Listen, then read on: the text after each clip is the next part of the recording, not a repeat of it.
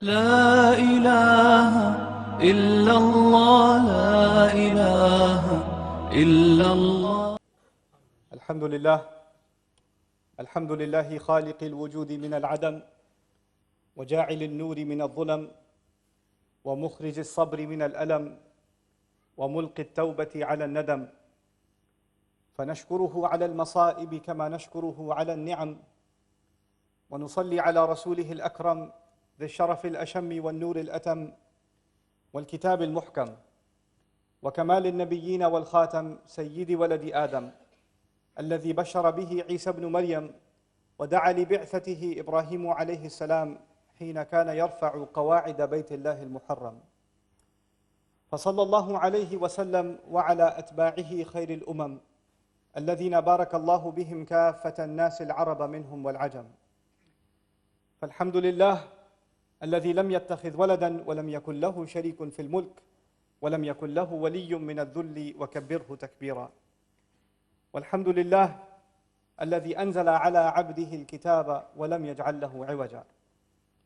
والحمد لله الذي نحمده ونستعينه ونستغفره ونؤمن به ونتوكل عليه ونعوذ به من شرور أنفسنا ومن سيئات أعمالنا، من يهده الله فلا مضل له ومن يضلل فلا هادي له، ونشهد أن لا إله إلا الله وحده لا شريك له، ونشهد أن محمدًا عبد الله ورسوله أرسله الله تعالى بالهدى ودين الحق ليظهره على الدين كله وكفى بالله شهيدا. فصلى الله عليه وسلم تسليما كثيرا كثيرا. ثم أما بعد، فإن أصدق الحديث كتاب الله وخير الهدي هدي محمد صلى الله عليه وسلم، وإن شر الأمور محدثاتها، وإن كل محدثة بدعة وكل بدعة ضلالة وكل ضلالة في النار. يقول سبحانه وتعالى في كتابه الكريم بعد أن أقول أعوذ بالله من الشيطان الرجيم: تبارك اسم ربك ذي الجلال والإكرام، رب اشرح لي صدري ويسر لي أمري واحلل عقدة من لساني يفقه قولي، واللهم ثبتنا عند الموت بلا إله إلا الله، واللهم اجعلنا من الذين آمنوا وعملوا الصالحات وتواصوا بالحق وتواصوا بالصبر. آمين يا رب العالمين. First of all, it's an honor to be here at the East London Mosque, and I want to share with you that I have a special love for the city of London. Every time I get a chance, I come here. More often than not, I am here without telling anyone. And the thing that I love about the city the most is the Muslims of the city. And it is something special that you have here. There's an energy even among the youth here that have a zeal to serve this deen, to commit themselves to this deen, that is unprecedented in the Western Muslim world. I've been to countries like Australia, all over Canada, all over the United States, many other parts of the world, and I haven't seen the kind of energy and the kind of enthusiasm that young people have towards their deen that I see here. Today's khutbah, in any case, I wanted to share with you some things about something that we recite all the time, something that we say all the time, and we overlook, I would argue, all the time. And that is the gift of Allah that He revealed to all of us, and that is Bismillahir Rahmanir Rahim.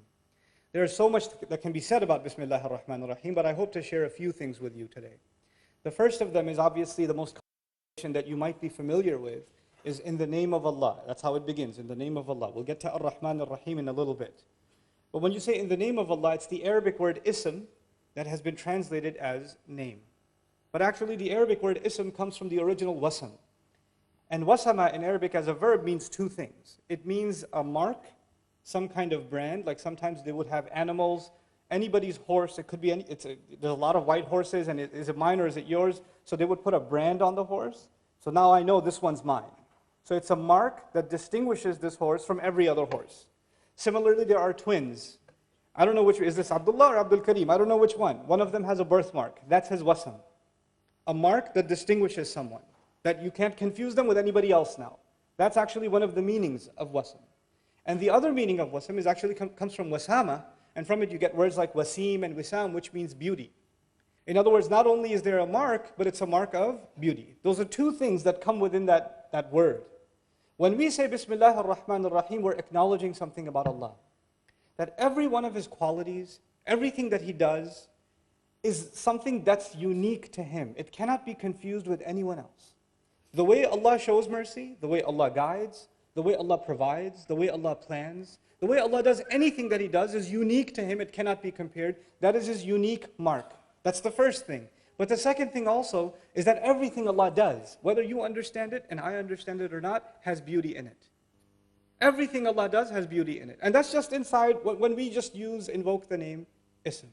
But now let's take this a step further. When we say in the name of Allah, instead of just saying, you're just mentioning Allah, just calling on Allah, but actually invoking the name of Allah, and actually by invoking the name, the uniqueness of Allah and the beauty of all of the qualities of Allah, we're actually, like Imam al-Alusi rahimahullah commented, al-ba'u lil-isti'ana, that you're asking Allah's help. When you say Bismillahir Rahmanir Rahim, you're actually asking Allah's help. But human beings need different kinds of help. When you're sick, you need someone to cure you.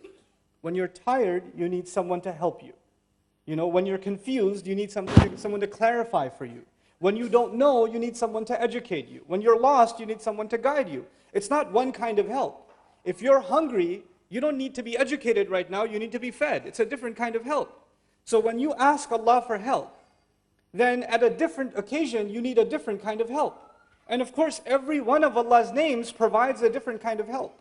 When Allah calls Himself Al-Hadi, the one who guides, then of course the help He will give us, that He'll guide us. When He calls Himself the provider, Ar-Razaq, Ar-Raziq and Ar-Razaq, the one who provides over and over again, then obviously He's in that name, He's going to be giving me provision. When He calls Himself Dhul Quwwatil Mateen, the one who has extended might, extended power, then I need strength, I'm weak. And I'm going to call on Allah's power to grant me some of that power myself, so I can accomplish what I need to do. So every one of Allah's names gives us a different kind of help. But when I wake up in the morning, and I'm just getting out of bed, and out of my mouth comes Bismillahir Rahmanir Rahim, just like that, I just say, I don't think about which name do I need right now. Do I need Allah to give me the strength to get up? Do I need Allah to guide me this morning? Do I need Allah to help me plan my day? Do I need Allah to provide me halal rizq? Do I need Allah to provide me peace in my family and security? Which name of Allah should I call on? And it is the gift of Allah that by using just the word Ism, it is all of the names of Allah, all of the unique qualities of Allah, all of the beautiful things about Allah that you included just inside the word Ism, whether you thought of all of those names or not. This is the mercy of Allah. I could not have thought of all of the things that I need from Him. Because I don't need one thing, I need too many things. I'm in too much need. And so I can't even think of all of those names. وَلِلَّهِ أَسْمَاءُ الْحُسْنَى فَادْعُوهُ بِهَا, He says. For Allah, they're the most beautiful names. Call Him by all of those beautiful names. But how many people are going to learn all the names of Allah? Not everybody will know all the names of Allah, but we need all of them. So Allah gave us a gift. When we say Bismillah, just Bismillah, we've already called upon all of Allah's names. The one you will ever learn and the one you will never learn, all of them been included, subhanallah. And that's a gift of Allah Azza wa Jal when we say Bismillahir Rahmanir Rahim. Now, the second thing on this point, وَلِلَّهِ الْمَثَلُ الْأَعْلَى, sometimes to appreciate what Allah does for you and me, because what He does is unique. Sometimes it's healthy to make a comparison how we deal with each other. There's a father, or a mother even, and she pours her love out on her child. She takes care of this child even before the child is born. This kid is inside her stomach, causing her pain, destroying her body from within, and all she does is make dua for him. When will you ever find another human being, all you do is cause them pain? Every day goes by, the womb gets heavier and heavier. Now she's throwing up even more and more and more. Food starts tasting like paper. She can't even sit down straight. Her back hurts all the time. She's even hurting when she's sleeping. She has to and she's worried about her, and she's hungry all the time because the baby takes all the food. And it doesn't even taste good for her to eat. This creature causes her pain upon pain upon pain. وَهْنًا عَلَى وَهْن كَمَا يَقُولُ الْقُرْآنِ. Subhanallah. Weakness on top of weakness. Burden on top of burden. And yet all she does is her love keeps increasing. Her love doesn't go down, it keeps increasing. It doesn't say, enough already, child. I had enough. I've been dealing with you for 6 months. There's 3 more months to go. She doesn't do that. Her du'as start increasing. She comes to the imam and says, which surah can I recite so my baby can hear it? And then the baby comes out and almost kills her. Almost kills her. She bleeds almost to death. And instead of, when will you ever have someone that bleeds you? That almost kills you? And the first thing you want to do is take care of them and hug them and feed them. That's your mother. That's what she does. And that's just what she did at birth. what the love that she's given you, the support that she's given you, even when you're an adult, so many of you, there's no one you can talk to and you'll talk to your mother. There's no one who will understand you, your mother will understand you. There's no one who will feel your pain, your mother will feel your pain. That's not just when we were babies, even when you're 50 years old, it doesn't matter. And that mother, somebody goes to her, the son goes to her and says, Mom, you're so great. You make such good roti. Please help me. And the mother's thinking, that's all I'm good for? I've done nothing else for you but make roti? That's the one thing that came in your mind? All the other sacrifices I made? I took, 5 different trains and 3 different buses to get a job so you can go to college and all you can thank me is you made roti the other day? That's all that came in your mind? How ungrateful are you? She doesn't say it, but she feels it. She doesn't say it. She still loves you. But you and I, no matter how hard we try, we can never acknowledge the goodness of our mother. We can't do it. If we were to call on Allah with one name, imagine you called on Allah, Ya Razzaq, Bismil Razzaq. I just call on Allah the name of Razzaq. That's it. Then you're only appreciating what about Allah? That He provided for you. But you didn't appreciate that He guides you. You didn't appreciate that He protects you. You didn't appreciate that He secures you and gives you good people in your life. You didn't appreciate that He gives you knowledge. You didn't appreciate that He made you Muslim, that He gave you your health, that He gave you your job. You didn't appreciate any of those things. You just reduced everything about Allah to one of the things He does. One of them. And Allah kept us from reducing Allah Himself subhanahu wa ta'ala because that's offensive. We wouldn't even know. وَيُعَلِّمُكُمْ مَا لَمْ تَكُونُوا تَعْلَمُونَ. He taught you what you couldn't have even known. We would have even been praising Allah and it would have been offensive because it's just not enough. So He gave us Bismillah. He gave us this phrase. And now when you call on that phrase, the believer is supposed to become filled with gratitude.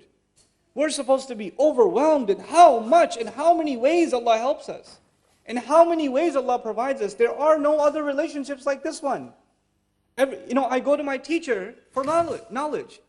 I go to my parents for support. And when I'm young, for provision. I go to my spouse for emotional support and love. I go to different people for different things. But to Allah, you go to Him for all things. You go to Him for everything. There's not one thing that is missing when you and I turn to Allah. So that's the first part of the equation, Bismillah. But then Allah didn't stop there. Even actually, I want to share with you some things about the word Allah. Our ulama had a long debate in our history. What is the origin of the word Allah? Does the word Allah come from ilah? And is it the combination of al-ilah? Al-ilah. Or is it a name of Allah that belonged to Allah from before Arabic and before all languages? It's always been the name of Allah. There's been these two positions all across our history, and both of them have their evidences. But I want to share some things with you. Even if you say that this word comes from the word ilah. Ilah is commonly translated someone to be worshipped. Al-ma'bud. Al-ma'bud. Al-ma'luh, bima'na al-ma'bud. But the word aliha, the verb in Arabic, it actually comes from love. The origin of the word faza'a ilayhi wa ahabbahu ashad al-hub. It's actually intense kinds of love. The old Arabs before Islam, they used to have 10 degrees of love. The lowest of them was hub. The lowest of the degrees of love was hub, and they would have 10 degrees. And the 10th one will kill you. You love someone so much, you become so obsessed that you can't even eat, you can't even sleep, you just kills you. It's unhealthy. The ninth one actually is called wala or Allah, from which the word ilah comes. And the word wala means a kind of love that when you have it, you don't feel pain. When you have it, you don't feel hunger. You don't feel sadness. This love fills your appetite so much, there's no room left for anything else. There's no negative emotion left in your life because this ilah has filled it for you.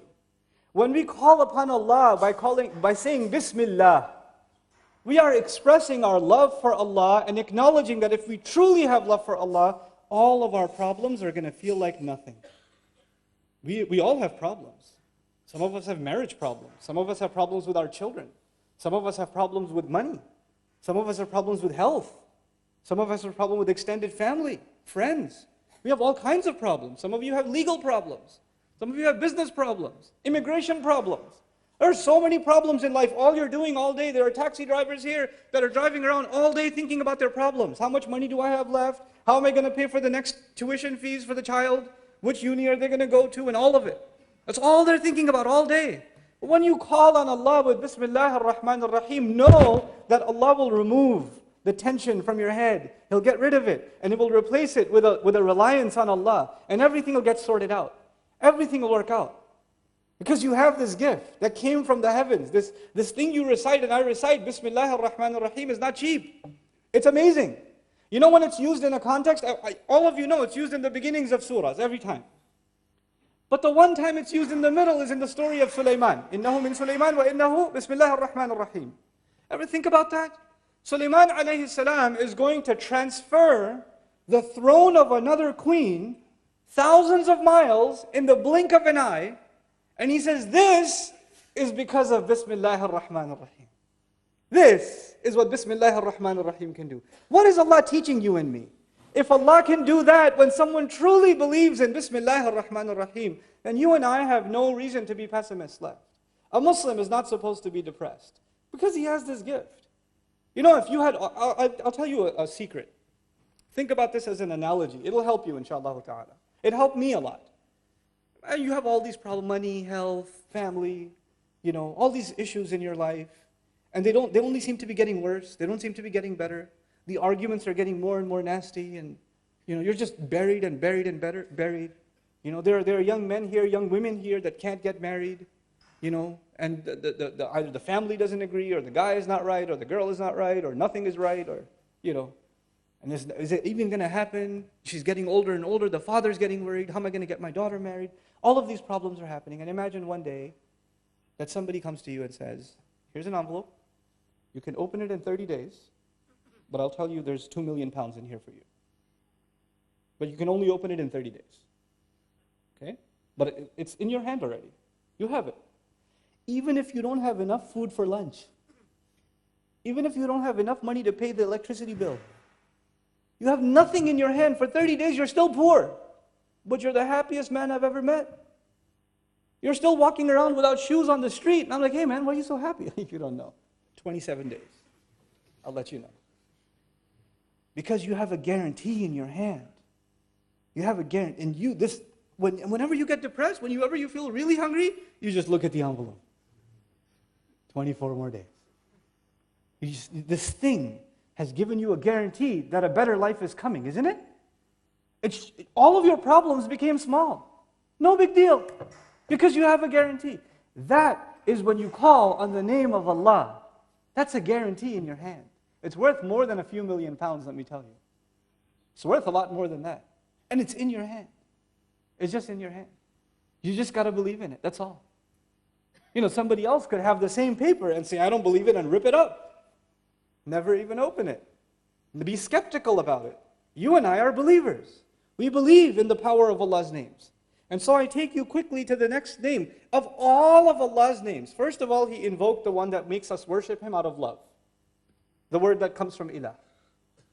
And even that name is so unique. Because the Wassam already told you that there's a uniqueness to Allah, right? You know, in Arabic, this is a little bit of an Arabic thing, but I'll try to make it easy for you. You must have heard, if you have Arab friends or somebody speaking Arabic, when they call on someone, harfun nida, ya. You say, ya walad, ya rajul, ya karim, ya abdullah. They say ya all the time when they call someone. When you say ya, you don't use al. You don't say ya al-walad. If you want to use al, you say ya ayyuhal walad. You don't just say ya al-walad, you say ya ayyuhal walad. Like Allah says, ya ayyuhal muddathir, for example. Ya ayyuhal nabi. If you want to put alif lam there, al there, you have to say ayyuha, you can't just say ya. But if you don't say ya, you can say ya Musa, ya Isa, ya Zakaria, ya Yahya, you know. In some argue, the word Allah has al in it. But we say ya Allah or no? We say it all the time. The name of Allah is so unique, you don't even do in Arabic what you do with the name of Allah anywhere else. Even the name of Allah is unprecedented. Even the way it's pronounced, Allah, when you say Allah, you don't say Allah anywhere else in Arabic. Even the way it's pronounced is unique. Even the way Allah gave us the gift of His name is to tell us you are dealing with someone like as no one else. He's like nobody else. He will help you like nobody else. He loves you like nobody else. He cares for you like nobody else. He remembers you like nobody else. He's always with you like nobody else. Everyone else will leave you. Everything else will leave you. Allah will never leave you. That's what He reminds you and me of. That's what He reminds you and me of. Now, there's a lot to talk about, like I said, but I will finish on time. I respect the fact that a lot of you have to get back to work and have other responsibilities. I have about 5 minutes left, so a few things I'll try and squeeze in about this beautiful phrase. The two names of Allah, of all of His names that He could have included, because He has the best of all names. But the two descriptions that He wanted us to know every time we do something, every time we call on all of His qualities, of them, two of them should come to the front of our mind. Meaning two of His qualities overshadow everything else. When you think of everything else about Allah, it is under these two. And those are Ar-Rahman Ar-Rahim.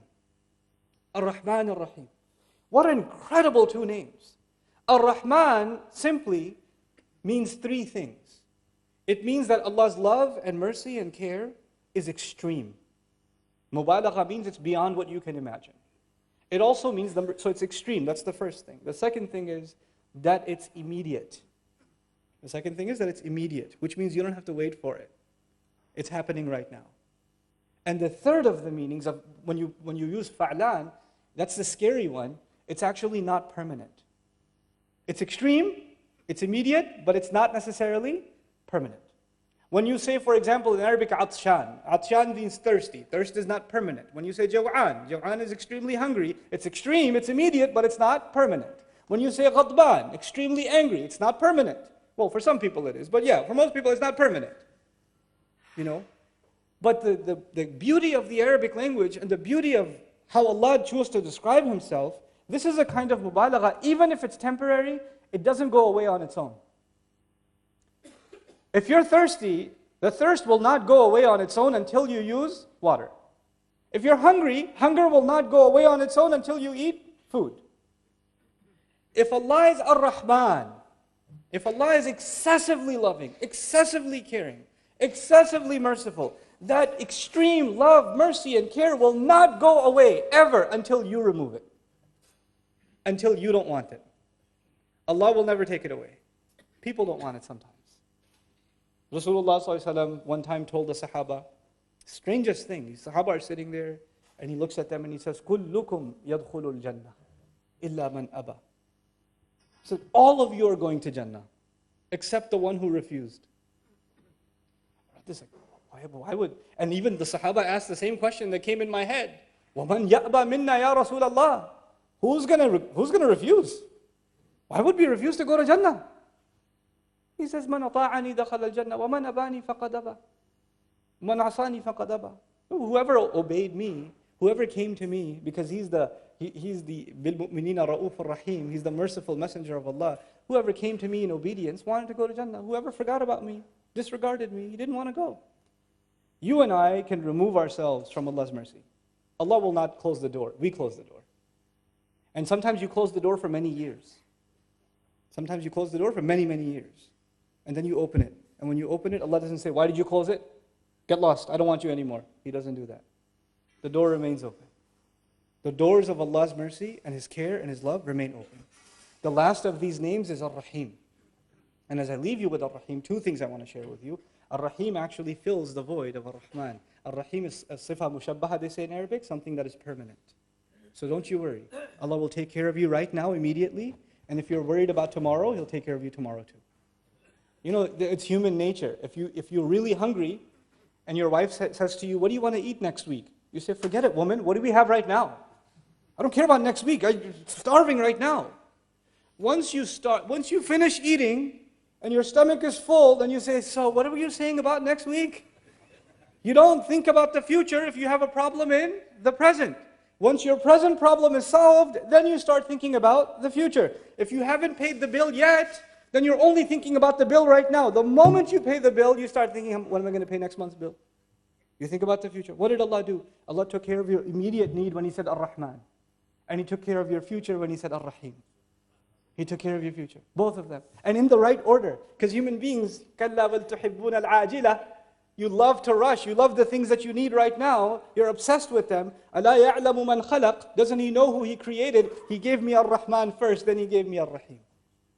And so I leave you with the last of these many treasures of Bismillah ar-Rahman ar-Rahim. Bismillah ar-Rahman ar-Rahim is what they call in Arabic shibhu jumla. Innaha laysat jumla. It's not a sentence. It's actually what's called in English grammar a fragment. Okay, it's a piece of a sentence. For example, if I say in the car is not a sentence. If I say there's a person in the car, now that's a sentence. In the car there are a lot of people. That's a sentence. But if you just say in the car, it's not a sentence. When you just say in Allah's name, that's not a sentence. That's an incomplete thought. There's no mubtada, there's no khabar, there's actually a muta'alliq, it's just a jar majroor, the Arabic students will know. There's no fi'l. Some grammarians, when the mufassirun studied this ayah, they said, wow, this is incomplete. How do you complete it? There must be a fill in the blank. So they say it must mean abda'u bismillah ar-Rahman ar-Rahim, or abtadi'u bismillah ar-Rahman ar-Rahim. I begin with the name of Allah. You might have seen some English translations that say, I begin with the name of Allah. Even though the words I begin are not there. They're just not there. So the question is, why aren't they there? And that's what I hope to share with you now. Allah Azza wa Jal in His wisdom, the one who allaman al-bayan, right? He taught us how to speak. He knows how to speak. When He wants to make a full sentence, He will make a full sentence. When He wants to give you half a sentence, He will give you half a sentence. We don't judge Allah's speech by our standards. Our speech is judged by Allah's standards. He's the one who taught us how to speak. Subhanahu wa ta'ala. He gave us an incomplete statement on purpose, because what you do next completes it. In the name of Allah, I eat. In the name of Allah, I get out of bed. In the name of Allah, I wash my face. In the name of Allah, I get in my car. Everything you do is actually completing Bismillah ar-Rahman ar-Rahim. It is as though this beautiful gift of Allah was waiting to complete everything you do. It's the other way too. And now you know what you understand? There's lazim and malzoom. If you do anything without Bismillah ar-Rahman ar-Rahim, it's incomplete. This was a part of it. This is a part of the equation. It had to be. In small things and big things. And so, now that my time is up, inshallah ta'ala, at some other time perhaps I'll come and share with you one of the beauties of Bismillah ar-Rahman ar-Rahim in the one surah where there's no Bismillah ar-Rahman ar-Rahim, Surah At-Tawbah. But that's for another time, bi'idhnillah ta'ala. Barakallahu li wa lakum fil Qur'an al-Hakim, wa nafa'ani wa iyyakum bil ayati wa dhikr al-hakim. الحمد لله وكفى والصلاة والسلام على عباده الذين اصطفى خصوصا على أفضلهم وخاتم النبيين محمد الأمين وعلى آله وصحبه أجمعين. يقول الله عز وجل في كتابه الكريم بعد أن أقول أعوذ بالله من الشيطان الرجيم إن الله وملائكته يصلون على النبي يا أيها الذين آمنوا صلوا عليه وسلموا تسليما اللهم صل على محمد وعلى آل محمد كما صليت على إبراهيم وعلى آل إبراهيم في العالمين إنك حميد مجيد اللهم بارك على محمد وعلى آل محمد كما باركت على إبراهيم وعلى آل إبراهيم في العالمين إنك حميد مجيد عباد الله رحمكم الله اتقوا الله إن الله يأمر بالعدل والإحسان وإيتاء ذي القربى وينهى عن الفحشاء والمنكر ولذكر الله أكبر والله يعلم ما تصنعون أقم الصلاة إن الصلاة كانت على المؤمنين كتابا موقوتا